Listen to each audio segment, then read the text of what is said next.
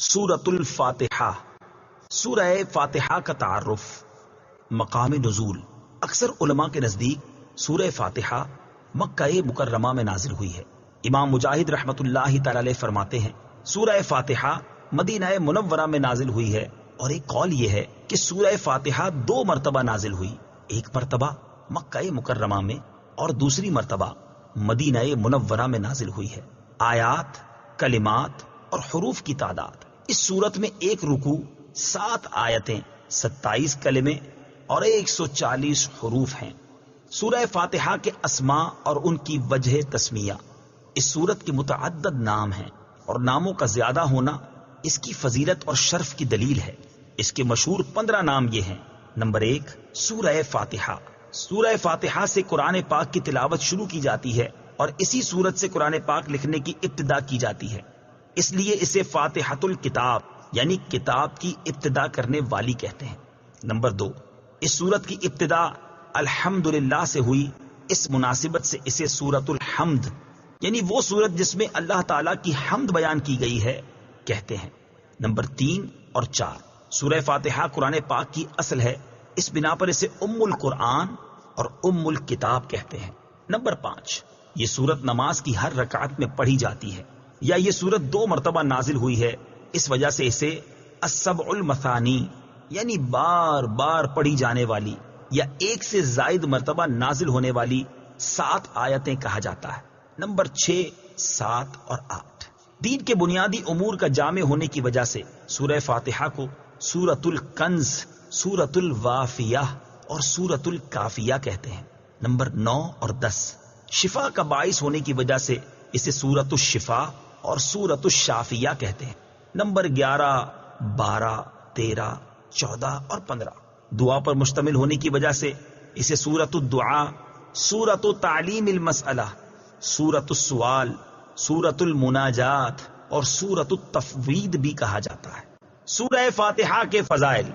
احادیث میں سورت کے بہت سے فضائل بیان کیے گئے، ان میں سے 4 فضائل بیان کرتا ہوں۔ نمبر 1، بخاری شریف کی حدیث ہے، حضرت ابو سعید بن معلا رضی اللہ تعالی عنہ فرماتے ہیں، میں نماز پڑھ رہا تھا تو مجھے نبی کریم صلی اللہ تعالی علیہ وسلم نے بلایا، لیکن میں نے جواب نہ دیا۔ جب نماز سے فارغ ہو کر بارگاہ رسالت صلی اللہ تعالی علیہ وسلم میں حاضر ہوا، میں نے عرض کی، یا رسول اللہ صلی اللہ تعالی علیہ وسلم، میں نماز پڑھ رہا تھا۔ تاجدار رسالت صلی اللہ تعالی علیہ وسلم نے ارشاد فرمایا، کیا اللہ تعالیٰ نے یہ نہیں فرمایا، استجیبوا للہ وللرسول اذا دعاکم، اللہ اور اس کے رسول کی بارگاہ میں حاضر ہو جاؤ جب وہ تمہیں بلائیں۔ پھر ارشاد فرمایا، کیا میں تمہیں تمہارے مسجد سے نکلنے سے پہلے قرآن کریم کی سب سے عظیم سورت نہ سکھاؤں؟ پھر آپ علیہ الصلوۃ والسلام نے میرا ہاتھ پکڑ لیا۔ جب ہم نے نکلنے کا ارادہ کیا تو میں نے عرض کی، یا رسول اللہ صلی اللہ تعالی علیہ وسلم، آپ نے فرمایا تھا کہ میں ضرور تمہیں قرآن مجید کی سب سے عظمت والی سورت سکھاؤں گا۔ ارشاد فرمایا، وہ سورت الحمدللہ رب العالمین ہے، یہی 7 مثانی اور قرآن عظیم ہے جو مجھے عطا فرمائی گئی۔ نمبر 2، مسلم شریف کی حدیث ہے، حضرت عبداللہ ابن عباس رضی اللہ تعالی عنہما فرماتے ہیں، ایک فرشتہ آسمان سے نازل ہوا اور اس نے سید المرسلین صلی اللہ تعالی علیہ وسلم کی بارگاہ میں سلام پیش کر کے عرض کی، یا رسول اللہ صلی اللہ تعالی علیہ وسلم، آپ کو ان 2 نوروں کی بشارت ہو جو آپ کے علاوہ اور کسی نبی کو عطا نہیں کیے گئے، اور وہ 2 نور یہ ہیں، نمبر 1 سورہ فاتحہ، نمبر 2 سورہ بقرہ کی آخری آیتیں۔ نمبر 3، حضرت ابی بن کعب رضی اللہ تعالی عنہ سے روایت ہے، حضور پر نور صلی اللہ تعالی علیہ وسلم نے ارشاد فرمایا، اللہ تعالیٰ نے تورات اور انجیل میں ام القرآن کی مثل کوئی سورت نازل نہیں فرمائی۔ نمبر 4، حضرت عبد الملک بن عمیر رضی اللہ تعالی عنہ سے روایت ہے، نبی کریم صلی اللہ تعالی علیہ وسلم نے ارشاد فرمایا، سورہ فاتحہ ہر مرض کے لیے شفا ہے۔ سورہ فاتحہ کے مضامین۔ اس سورت میں یہ مضامین بیان کیے گئے ہیں۔ نمبر 1، اس سورت میں اللہ تعالیٰ کی حمد و ثنا کا بیان ہے۔ نمبر 2، اللہ تعالیٰ کے رب ہونے، اس کے رحمان اور رحیم ہونے، نیز مخلوق کے مرنے کے بعد دوبارہ زندہ کیے جانے اور قیامت کے دن ان کے اعمال کی جزا ملنے کا ذکر ہے۔ نمبر 3، صرف اللہ تعالیٰ کے عبادت کا مستحق ہونے اور اس کے حقیقی مددگار ہونے کا تذکرہ ہے۔ نمبر 4، دعا کے آداب کا بیان اور اللہ تعالیٰ سے دین حق اور صراط مستقیم کی طرف ہدایت ملنے نیک لوگوں کے حال سے موافقت اور گمراہوں سے اجتناب کی دعا مانگنے کی تعلیم ہے۔ یہ چند وہ چیزیں بیان کی گئی ہیں جن کا سورہ فاتحہ میں تفصیلی ذکر ہے، البتہ اجمالی طور پر اس سورت میں بے شمار چیزوں کا بیان ہے۔ امیر المومنین حضرت علی المرتضیٰ کرم اللہ تعالی وجہہ الکریم فرماتے ہیں، اگر میں چاہوں تو سورہ فاتحہ کی تفسیر سے 70 اونٹ بھروا دوں۔ اعلی حضرت امام احمد رضا خان علیہ رحمت الرحمان حضرت علی المرتضیٰ کرم اللہ تعالی وجہ الکریم کا یہ قول نقل کرنے کے بعد فرماتے ہیں، ایک اونٹ کئے یعنی کتنے ہی من کا بوجھ اٹھاتا ہے، اور ہر من میں کئے یعنی کتنے ہزار اجزاء ہوتے ہیں، ان کا حساب لگایا جائے تو یہ حساب سے تقریباً 25 لاکھ جز بنتے ہیں۔ یہ فقط سورہ فاتحہ کی تفسیر ہے۔ سورہ فاتحہ سے متعلق شرعی مسائل۔ نمبر 1، نماز میں سورہ فاتحہ پڑھنا واجب ہے۔ امام اور تنہا نماز پڑھنے والا اپنی زبان سے سورہ فاتحہ پڑھے گا، جبکہ مقتدی امام کے پیچھے خاموش رہے گا، اور جہری نماز میں اس کی قراءت بھی سنے گا، اور اس کا یہی عمل پڑھنے کے حکم میں ہے۔ اللہ تعالیٰ نے قرآن پاک میں تلاوت کے وقت مقتدی کو خاموش رہنے اور قراءت سننے کا حکم دیتے ہوئے ارشاد فرمایا، وَإِذَا قُرِئَ الْقُرْآنُ فَاسْتَمِعُوا لَهُ وَأَنصِتُوا لَعَلَّكُمْ تُرْحَمُونَ۔ ترجمہ، اور جب قرآن پڑھا جائے تو اسے غور سے سنو اور خاموش رہو تاکہ تم پر رحم کیا جائے۔ اور حضرت ابو موسیٰ اشعری رضی اللہ تعالی عنہ سے روایت ہے، حضور اقدس صلی اللہ تعالی علیہ وسلم نے ارشاد فرمایا، جب امام قراءت کرے تو تم خاموش رہو۔ ابن ماجہ کی ایک اور حدیث ہے، حضرت جابر بن عبداللہ رضی اللہ تعالی عنہ سے روایت ہے، نبی کریم صلی اللہ تعالی علیہ وسلم نے ارشاد فرمایا، جس شخص کا کوئی امام ہو تو امام کا پڑھنا ہی مقتدی کا پڑھنا ہے۔ ان کے علاوہ اور بہت سی احادیث میں امام کے پیچھے مقتدی کے خاموش رہنے کے بارے میں بیان کیا گیا ہے۔ امام اعظم کا مناظرہ۔ امام فخر الدین رازی رحمت اللہ تعالی علیہ فرماتے ہیں، مدینہ منورہ کے چند علماء امام ابو حنیفہ رضی اللہ تعالیٰ عنہ کے پاس اس غرض سے آئے کہ وہ امام کے پیچھے مقتدی کی قراءت کرنے کے معاملے میں ان سے مناظرہ کریں۔ امام ابو حنیفہ رضی اللہ تعالیٰ عنہ نے ان سے فرمایا، سب سے مناظرہ کرنا میرے لیے ممکن نہیں، آپ ایسا کریں کہ مناظرے کا معاملہ اس کے سپرد کر دیں جو آپ سب سے زیادہ علم والا ہے، تاکہ میں اس کے ساتھ مناظرہ کروں۔ انہوں نے ایک عالم کی طرف اشارہ کیا تو امام ابو حنیفہ رضی اللہ تعالیٰ عنہ نے فرمایا، کیا یہ تم سب سے زیادہ علم والا ہے؟ انہوں نے جواب دیا، ہاں۔ امام ابو حنیفہ رضی اللہ تعالیٰ عنہ نے فرمایا، کیا میرا اس کے ساتھ مناظرہ کرنا تم سب کے ساتھ مناظرہ کرنے کی طرح ہے؟ انہوں نے کہا، ہاں۔ امام ابو حنیفہ رضی اللہ تعالیٰ عنہ نے فرمایا، اس کے خلاف جو دلیل قائم ہوگی وہ گویا کہ تمہارے خلاف قائم ہوگی؟ انہوں نے جواب دیا، ہاں۔ امام ابو حنیفہ رضی اللہ تعالیٰ عنہ نے فرمایا، اگر میں اس کے ساتھ مناظرہ کروں اور دلیل میں اس پر غالب آ جاؤں تو وہ دلیل تم پر بھی لازم ہوگی؟ انہوں نے کہا، ہاں۔ امام ابو حنیفہ رضی اللہ تعالیٰ عنہ نے دریافت کیا، وہ دلیل تم پر کیسے لازم ہوگی؟ انہوں نے جواب دیا، اس لیے کہ ہم اسے اپنا امام بنانے پر راضی ہیں تو اس کی بات ہماری بات ہوگی۔ امام ابو حنیفہ رضی اللہ تعالیٰ عنہ نے فرمایا، ہم بھی تو یہی کہتے ہیں کہ جب ہم نے ایک شخص کو نماز میں اپنا امام مان لیا تو اس کا قراءت کرنا ہمارا قراءت کرنا ہے اور وہ ہماری طرف سے نائب ہے۔ امام ابو حنیفہ رضی اللہ تعالی عنہ کی یہ بات سن کر سب نے اقرار کر لیا کہ امام کے پیچھے مقتدی قراءت نہیں کرے گا۔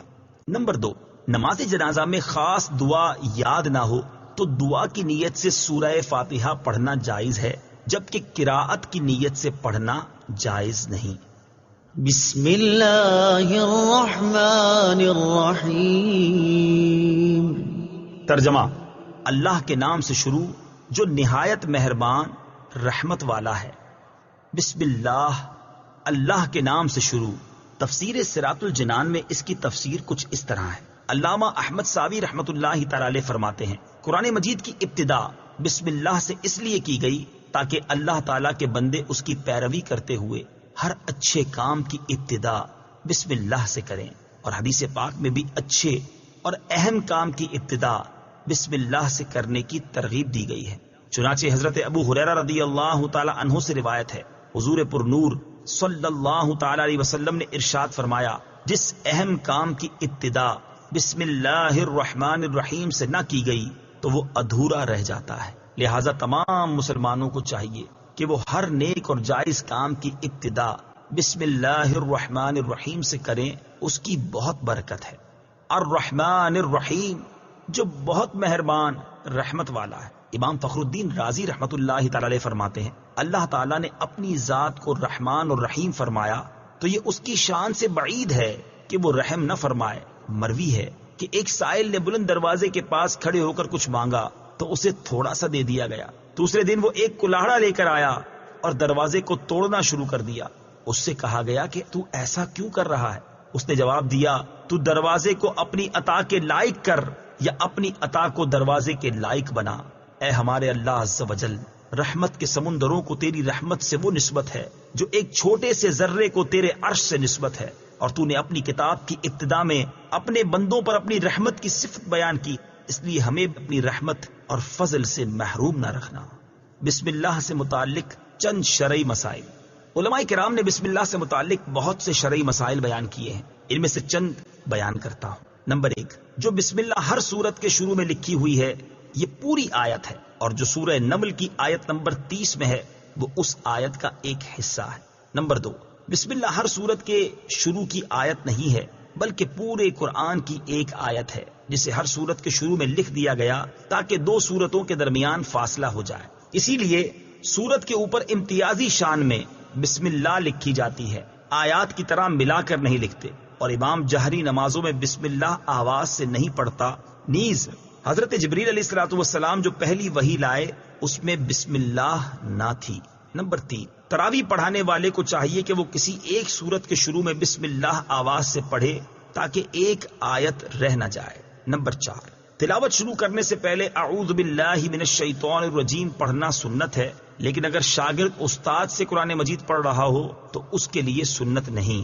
نمبر 5، سورت کی ابتدا میں بسم اللہ پڑھنا سنت ہے ورنہ مستحب ہے۔ نمبر 6، اگر سورہ توبہ سے تلاوت شروع کی جائے تو اعوذ باللہ اور بسم اللہ دونوں کو پڑھا جائے، اور اگر تلاوت کے دوران سورہ توبہ آ جائے تو بسم اللہ پڑھنے کی حاجت نہیں۔ الحمد للہ رب العالمین۔